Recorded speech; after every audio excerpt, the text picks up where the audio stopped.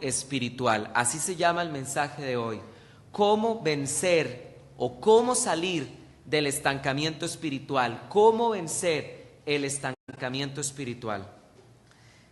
Muy bien, hermanos, a través del tiempo que yo tengo de ser cristiano, a pesar de que yo estoy joven y pero todavía conocí del Señor muy joven, aún más joven, yo por mucho tiempo he estado viendo realmente la realidad cristiana.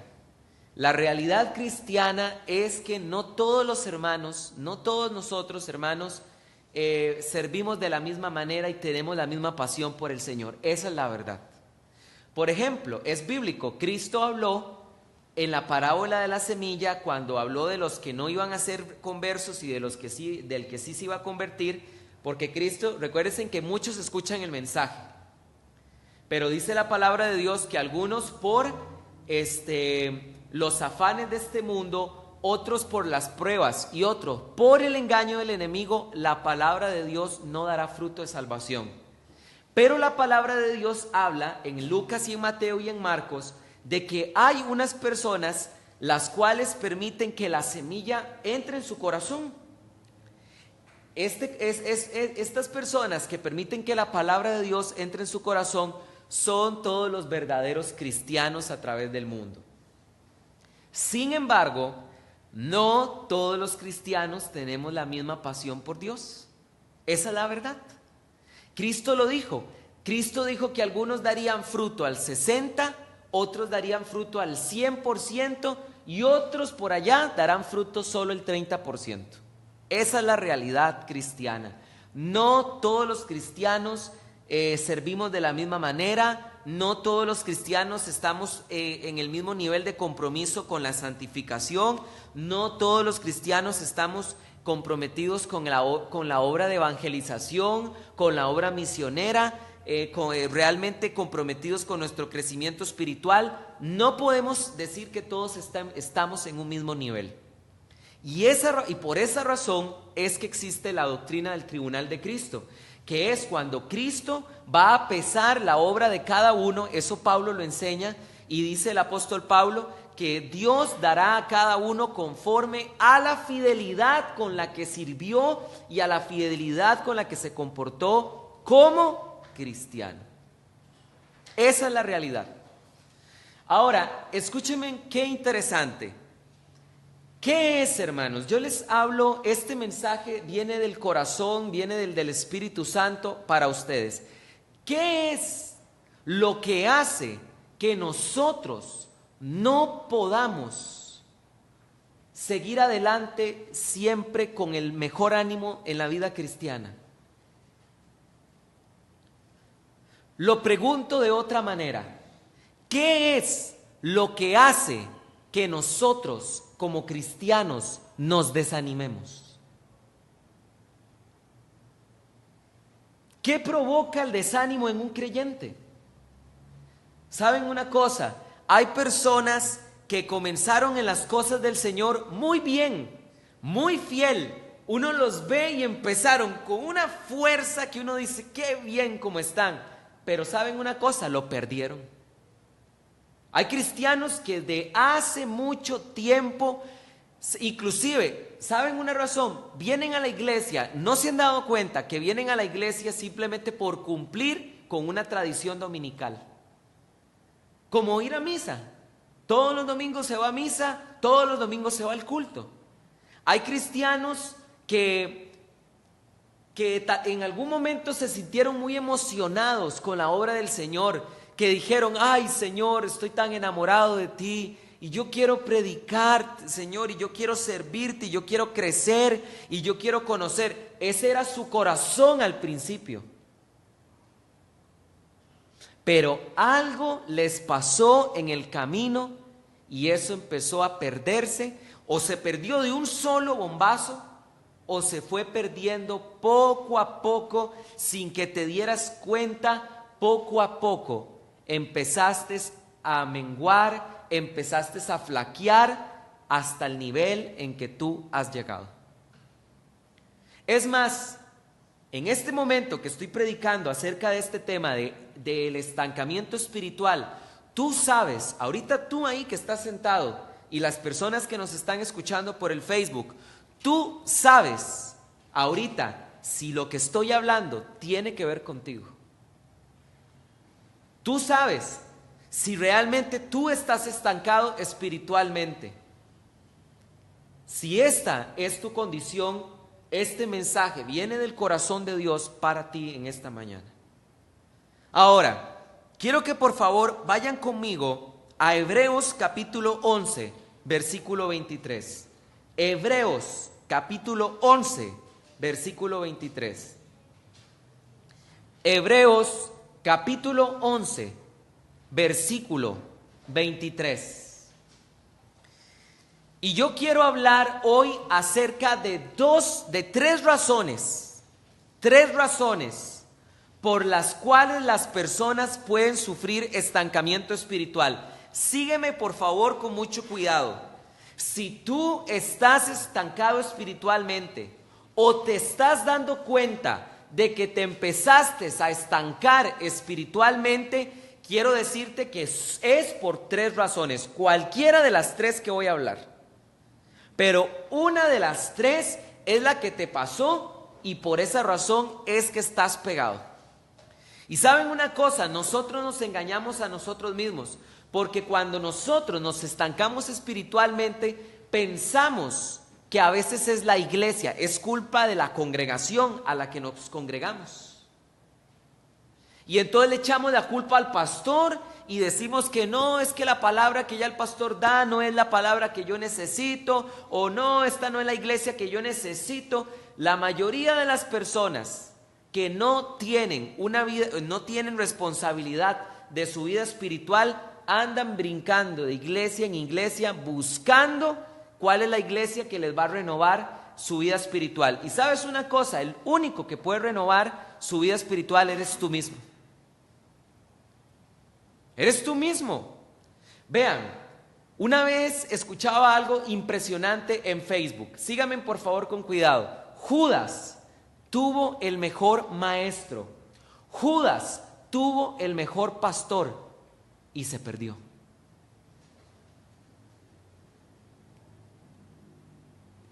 ¿Te has puesto a pensar en esto?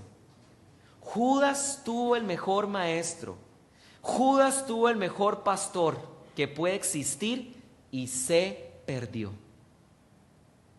Tú te puedes ir ahorita a la iglesia que tú quieras y puedes irte a la iglesia con la mejor doctrina, con la mejor predicación, con la mejor alabanza, con la mejor unción, que si tú estás enfermo por dentro, nada pasará en ti.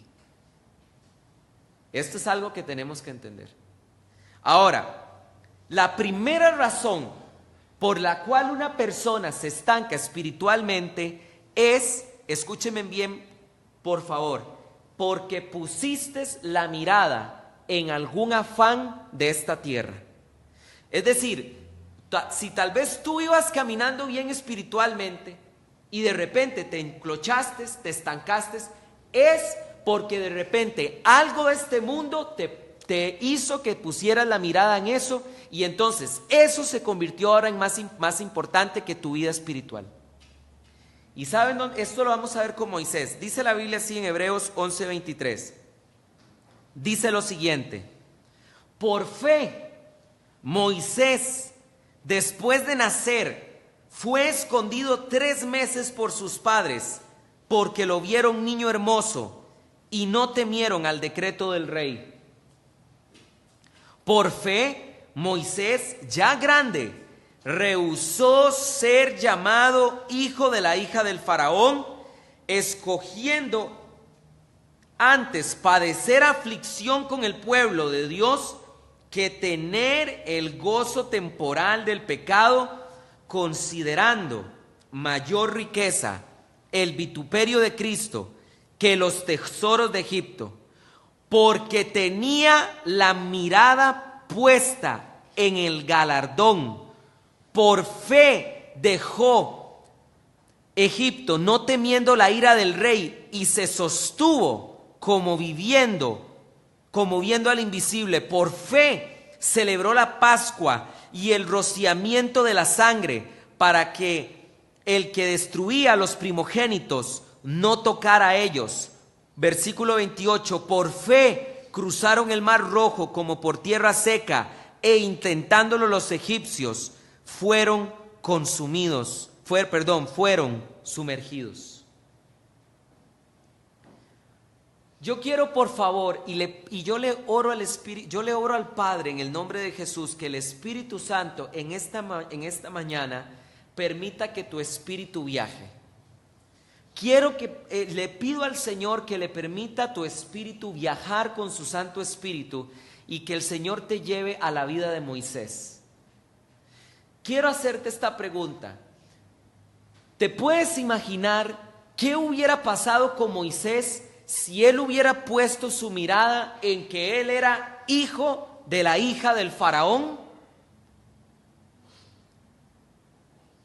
¿Qué hubiera pasado si Moisés hubiera puesto su mirada en los deleites que la nación de Egipto le ofrecía? Lo mejor en comida, todo lo que un hombre podría desear, Moisés lo tenía en sus manos.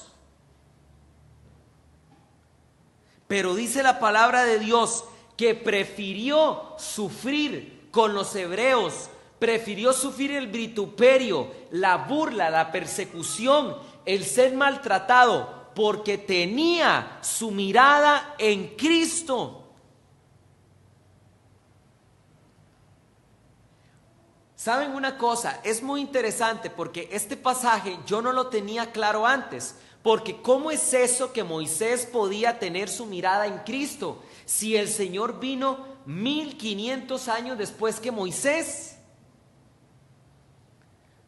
Yo puedo tener mi vida en Cristo porque yo tengo las escrituras que me hablan acerca de Él y Cristo vive en mi corazón. Pero ¿cómo pudo Moisés tener la mirada en Cristo si Cristo todavía no se había revelado? ¿Nunca se habían preguntado eso?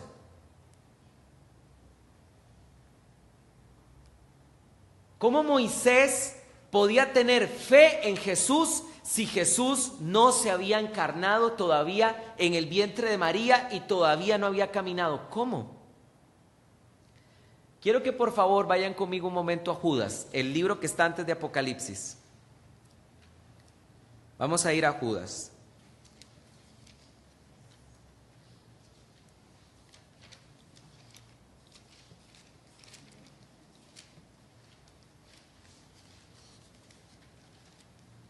Y vamos a ver cómo fue que Moisés pudo tener su mirada en Jesús.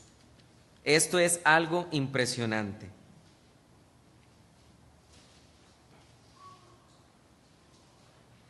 Muy bien. Vean qué hermoso es esto, hermanos, porque esto es algo de las bendiciones por las cuales yo les he dicho a ustedes, es algo hermoso por lo cual hemos promovido la Biblia textual. Quiero que por favor vayamos a Judas 1:5. Judas 1:5. Y los que tienen la Reina Valera se van a dar cuenta que hay un cambio sustancial en la traducción de la Reina Valera con respecto a la Biblia textual. Vean lo que dice el versículo 5. Dice: y quiero recordaros a vosotros que sabéis todas las cosas, y ustedes tienen en sus Biblias que el Señor, eso tienen ustedes en la Reina Valera. Pero ¿cuál Señor se está refiriendo? Se está refiriendo al Padre. Dice, mi versión, la Biblia textual dice que Jesús, habiendo salvado al pueblo de la tierra de Egipto, de una vez para siempre destruyó a los que no creyeron.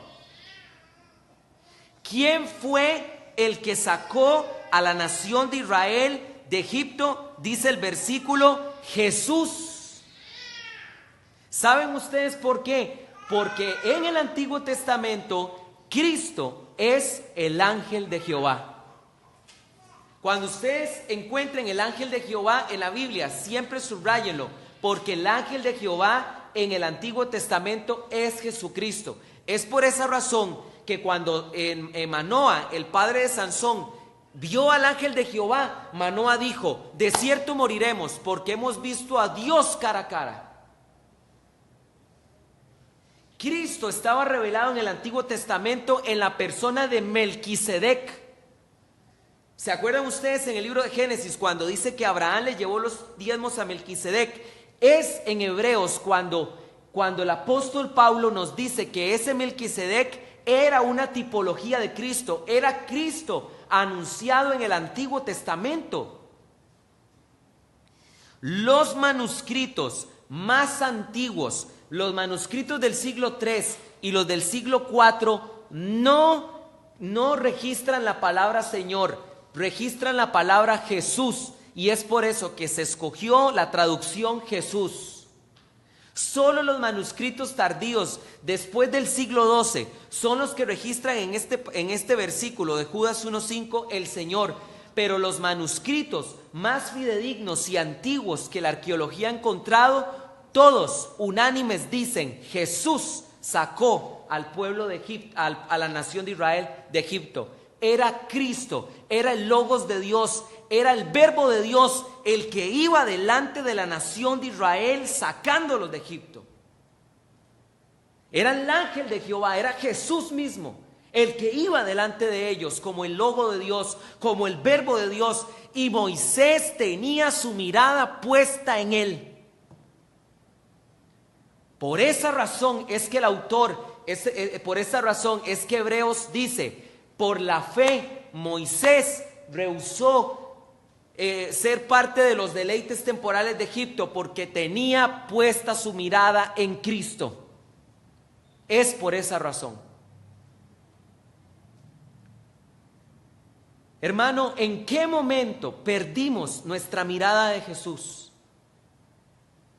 ¿En qué momento se convirtieron los carros más importantes que nosotros en el adquirir el último carro del año? ¿En qué momento se volvió eso más importante que Jesús?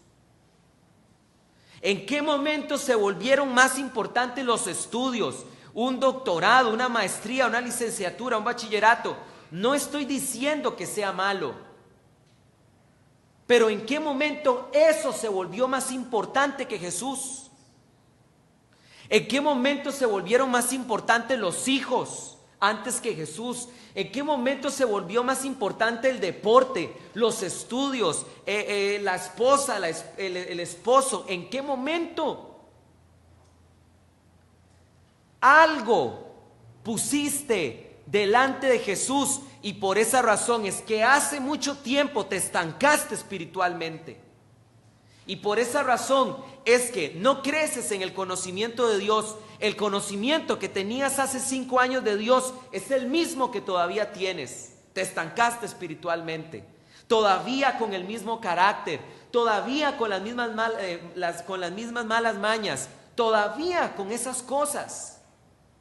Te estancaste espiritualmente, no creces en el ministerio, no tienes deseos de servirle a Dios. Eso es estancamiento espiritual.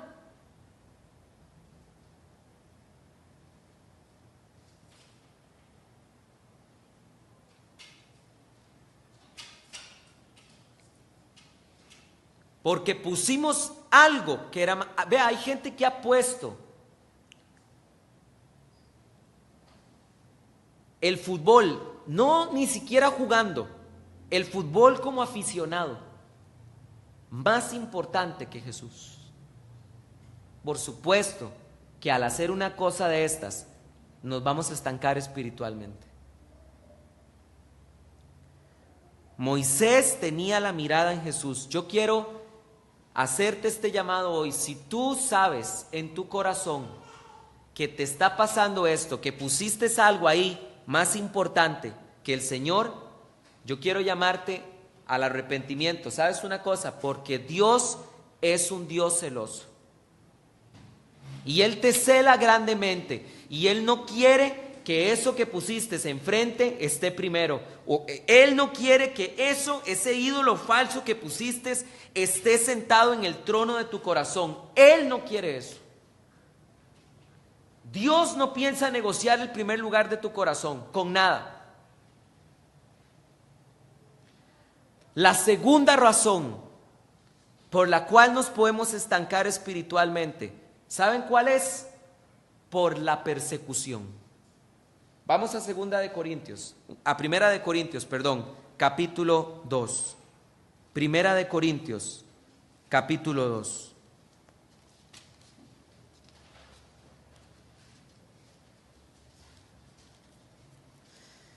Hermanos, ustedes no tienen idea. Vean, yo no los juzgo, pero yo le hablo hoy a la iglesia. A veces yo he escuchado predicadores, los respeto muchísimo si es su manera de hablar, y dicen, estoy diciendo esto, pero no es para ustedes. Yo esto que les voy a decir es para ustedes. Ustedes, los que están acá. Ustedes no tienen idea. Ustedes no tienen idea la bendición que ustedes se pierden al no venir al discipulado de la iglesia. No tienen la más remota idea de la bendición que se pierden. Miren, hermanos, yo pasé más de 7 años, 8 años de mi vida cristiana teniendo el libro de Daniel como un misterio, porque yo no entendía el libro de Daniel. Los 7 primeros años de mi vida cristiana, tengo 14 años de ser cristiano, los 7, 8 primeros años de mi vida cristiana, yo no tenía la más mínima y remota idea de qué era el libro de Daniel. Usted me preguntaba a mí sobre las 70 semanas, sobre el carnero, sobre el carnero de 2 cuernos y el macho cabrío. Usted me pregunta a mí sobre el rey del sur, sobre el rey del norte, todo lo que habla el libro de Daniel, y yo ni nada le podía decir, pues no sabía nada. Y fue estos 7 años, después de esos 7 años, después de la mitad de mi vida cristiana, estudiando y buscando acá y allá y buscando un libro y así, porque yo nunca fui formado en eso. Y yo hubiera deseado con todo mi corazón que el discipulado que estamos dando del libro de Daniel, yo hubiera deseado con todo mi corazón haberlo recibido. Por eso es que yo le digo a Marcelo y le digo a Alexander que ellos están empezando en el Señor, tienen 2, 3 años, que ellos tienen mucha ventaja sobre la vida cristiana que yo llevé. Porque ellos tienen un discipulado que yo hubiera deseado llevar cuando yo tenía la edad de ellos. Y quizás si yo hubiera llevado el discipulado que cuando yo estaba en la edad de ellos, quizás el conocimiento bíblico que tengo en este momento sería aún mayor. Pero el discipulado de esta iglesia es de los mejores discipulados que puede tener una iglesia. Yo he servido en 4 iglesias diferentes, de diferentes denominaciones, he tenido contacto con diferentes denominaciones, y el discipulado que nosotros tenemos en esta iglesia es impresionante. Con lupa hemos estado estudiando el libro de Daniel y estamos a punto de terminarlo. Y para el 2018 empieza un discipulado entero acerca del libro de los Hechos de los Apóstoles. Los 28 capítulos del libro de Hechos los vamos a estudiar con lupa.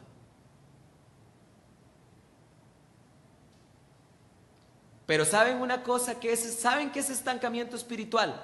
Disculpen, pero estancamiento espiritual es no tener compromiso alguno por el discipulado. Las personas que se han estado preparando en retoños, donde vimos cómo evangelizar judíos, cómo evangelizar gentiles, estudiamos cuáles son los pasajes que mejor sirven para poder evangelizar a una persona. Este martes que pasó se llevaron el conocimiento a la calle y salimos a predicar el evangelio al parque de Tibás.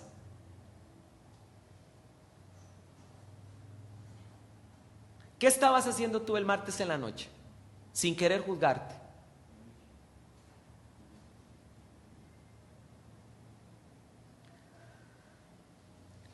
¿Saben una cosa? Una de las razones por las cuales las personas se estancaron espiritualmente es porque algo les pasó en el camino. Síganme con cuidado. El pastor les falló, el maestro les falló, alguien les hizo daño. O por cristianos sufriste persecución, por ser cristiano sufriste persecución, burla, bullying, aunque ahora todo es bullying, ¿verdad? Pero algo te pasó y eso te estancó. Pero yo quiero motivarte a que tengas una pasión como la que tuvo el apóstol Pablo. Miren qué interesante, la iglesia de los Corintios eran tan carnales que todo el mundo decía, todo el mundo hablaba en lenguas, todo el mundo tenía visiones, todo el mundo tenía dones de sanidad, los dones abundaban para arriba y para abajo. Pero había división, habían personas que decían que eran de Pablo, otros decían que eran de Pedro, y escúchenme, unas personas tenían un orgullo intelectual tan grande en la iglesia de los Corintios que se sentían superiores a los otros. Y Pablo, molesto por esta clase de cristianos, Pablo apeló a la gran humildad que tenían los apóstoles. En la iglesia de Corintio había unos cristianos que Pablo les dijo, ustedes reinan ya y reinan sin nosotros. Y Pablo, para hablarles acerca de herirles el ego que tenían, Pablo habló acerca de lo menospreciado que habían sido los apóstoles. Y escúchenme bien, con esto que estoy a punto de leer, si a la mayoría de gente le pasara lo que a los apóstoles les pasó, ni siquiera se hubieran atrevido a servirle al Señor. Pero vean lo que dice Pablo en el versículo en Primera de Corintios 4, versículo 8. Primera de Corintios capítulo 4, versículo 8 dice: ¿ya estáis saciados? ¿Ya os enriquecisteis? Si nosotros reinasteis, ojalá hubierais llegado a reinar para que también nosotros reináramos con vosotros. Es decir, habían unos cristianos en Corintio que ya se consideraban totalmente saciados, no tenían que aprender de nadie, se consideraban totalmente ricos espiritualmente hablando, no tenían que recibir de Dios nada, estaban reinando según ellos, y entonces Pablo les dice: ojalá ustedes estuvieran reinando para que también nosotros reináramos con ustedes. Pienso, versículo 9, en efecto, que a nosotros, los últimos apóstoles, Dios exhibió como condenados a muerte, porque fuimos hecho espectáculo para el cosmos y los ángeles y los hombres, nosotros necios por amor a Cristo, vosotros prudentes en Cristo, nosotros débiles, vosotros fuertes, vosotros honorables, nosotros sin honor.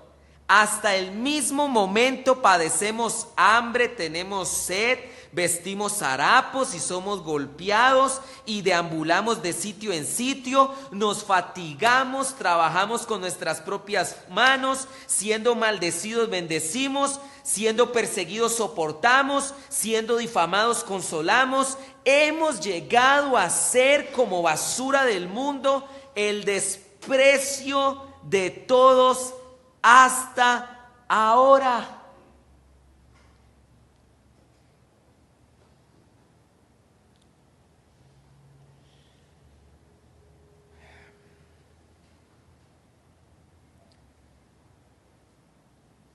¿Qué fue lo que te desanimó? Que se burlaran de ti por ser cristiano. La oposición en tu familia por ser cristiano. Que perdieras amigos por ser cristiano.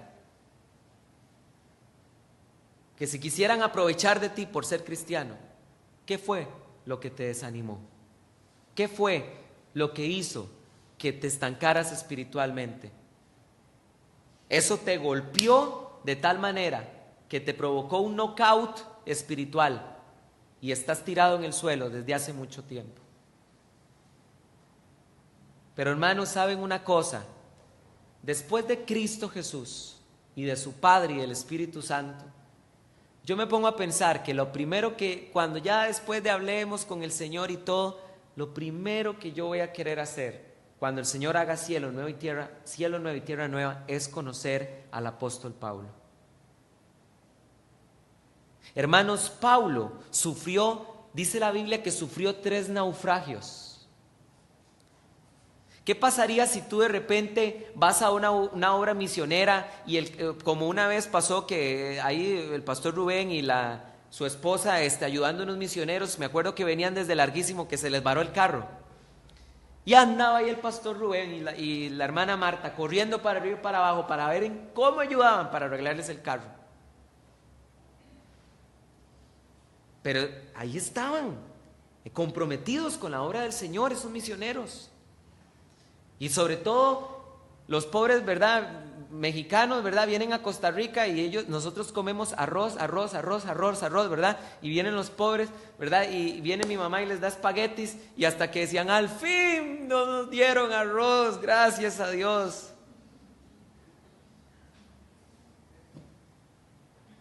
Algo tan simple como desanimarse por la comida nos puede quitar las fuerzas y drenarnos y dejar de servirle al Señor. ¿La edad? No, hermanos. Sigamos adelante en la obra del Señor. Sigamos fieles. No le echemos la culpa al pastor, no le echemos la culpa a la iglesia, no le echemos la culpa al que nos hizo daño. Seamos responsables de nuestra vida espiritual y sigamos adelante.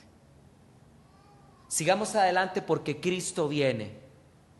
Y dice la palabra de Dios, bienaventurado todo aquel siervo cuando llegue su Señor le haya haciendo su voluntad. No dejes de servirle al Señor, no dejes de discipularte, no dejes de crecer. Ya es tiempo de dejar lo que pasó en el pasado y es tiempo de poner la mirada adelante y seguir sirviéndole al Señor con todas nuestras fuerzas. Ahora decía Esther, nosotros venimos ayer de una iglesia de Cartago, llegamos hasta las 9:30 jalando instrumentos y me daba risa Esther a los del ministerio musical donde decía, vea la cara que tienen, todo el mundo desvelado. Claro, ella está acostumbrada porque ella todos los domingos viene desde Cartago. Y llegamos a las 9:30, para nosotros era un sacrificio y es lo que le pasa a ella todos los sábados. Pero nosotros veníamos, ¿verdad? Sí, todos jalados, ¿verdad? Y, ay, aquí. Pero aquí estamos, hermanos. Pero aquí estamos.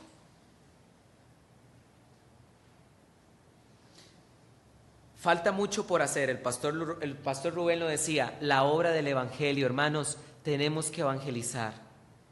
¿Saben cuántos fueron a evangelizar conmigo? 5 personas el martes. Era toda la iglesia la que tenía que haber ido a evangelizar. Y haciéndole preguntas en la calle a la gente. Yo le pregunté a un muchacho, le hablamos acerca de la historia de Jesús y Nicodemo. ¿Sabes qué es nacer de nuevo? Bueno, yo creo que es ser bueno, ¿verdad? Y arrepentirse y hacer obras, ¿verdad? Y Carla le preguntó a uno de ellos, ¿sabes qué es nacer de nuevo? Sí, claro, reencarnar en otra vida, uno va a reencarnar en otra persona y eso es nacer de nuevo. Hermanos, en el mundo hay tinieblas. La iglesia es la lámpara que debe de brillar como una antorcha. Y un día de estos, escuchando un mensaje del pastor Armando Alducin, me encantó algo que dijo. Es cierto que las tinieblas están aumentando, pero nunca más. Es cierto que las tinieblas están aumentando, pero la luz brilla más cuando las tinieblas aumentan. ¿Ustedes saben cuándo es que brilla más una luz? Cuando hay más tinieblas. Y es nuestro tiempo de brillar. Es tiempo ya, hermanos, de ser carnalones, ¿verdad? De andar ahí, ¿verdad? Poniendo la mirada en las deleites temporales. Es tiempo de velar. Es tiempo de evangelizar. Es tiempo que nos levantemos como uno solo, la iglesia, y le sirvamos al Señor. Hoy el Señor te dice que tienes que salir ya de ese estancamiento y es tu decisión. Es tu decisión. Es tu elección. Padre, en el nombre de Cristo Jesús, Señor, te damos gracias por tu palabra. Te bendecimos, Jesús. Te bendecimos.